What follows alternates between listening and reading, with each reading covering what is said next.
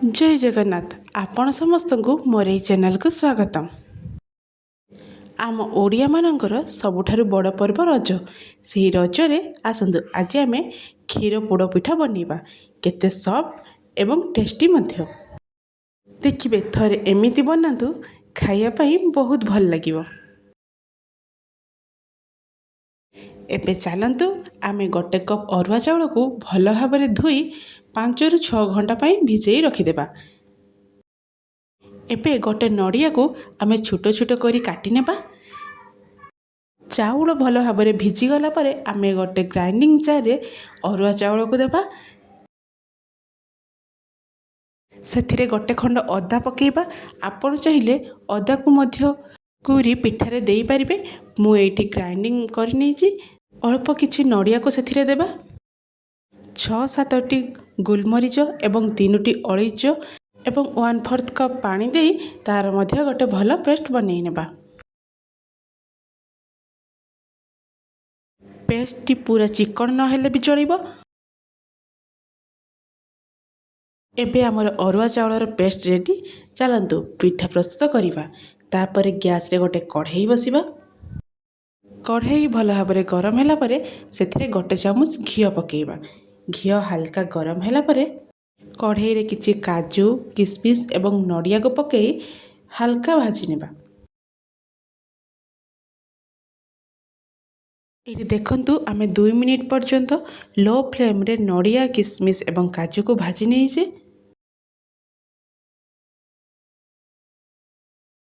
तापर सेथिरे आमे 1 लिटर सिझा क्षीर को पकेबा एवं फुटिया पई छाड़ी देबा।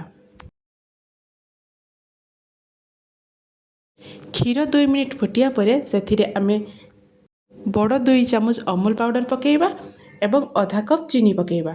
चीनी आपण हिसाब रे मध्य नहीं पारिबे। जदि अधिक मीठा पसंद ताहले 1 कप चीनी मध्य नहीं पारिबे। जदि कम मीठा देबा पई चाहुचंदी ताहले आधा कप रु कम मध्य देई पारिबे।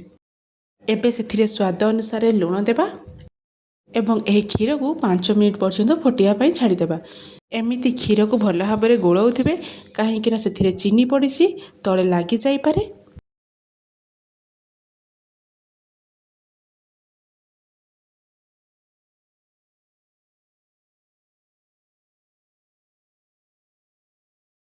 एबे सेथिरे आमे पेस्ट करी रखिथिबा अरुआ चाउल को सेथिरे अल्प अल्प करी देबा एवं कंटिन्यू चामच को गुड़ाई चलिबा। एई टाइम रे आमे गैस रा फ्लेम को मीडियम रो लो रे रखिबा। एमिति धीरे धीरे करी गुड़ाई चलिबा। देखिबे जंतुंडी भल भाव रे प्रस्तुत होई जिवो।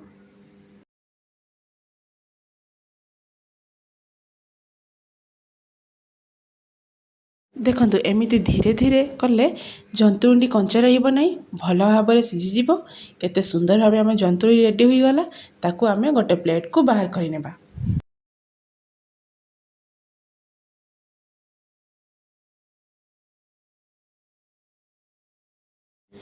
एबे आउ गोटे कढ़ाई नेबा। सेथिरे किछि घियो मध्य पकेइबा एवं ताकू भल भाव रे कढ़ाई रे लगेई देबा। से कढ़ाई उपरे आमे गोटे कदली पत्र को रखेइबा एवं कदली पत्र उपरे मध्य घियो को अल्प टिके लगेई देबा। एमिति घियो किंबा तेल लगेइले पिठारी तळे लागि जिवो नाही। जदि आपण मानकु आजिर मोर ए वीडियो भल लागि थाए तेबे मो चैनल को लाइक शेयर सब्सक्राइब करबा को जमा भी भूलिबेनी। एबे एही कदली पत्र उपरे आमे जंतुणी को सेथिरे देबा।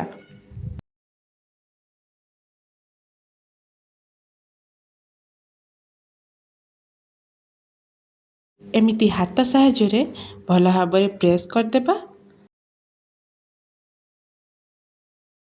एबे ताकू गोटे घोड़नी घोड़ई गैस रे 5 मिनिट पर्यंत हाई फ्लेम रे बसई देबा। तापरे लो फ्लेम करी आमे 45 मिनिट पर्यंत बसई देबा। एबे देखंतु 45 मिनिट पर आम पिठा रेडी। केमिति हाथ रे लागि जाउ नाही मध्य। ठंडा हैला परे पिठा को गोटे प्लेट को बाहर करिबा।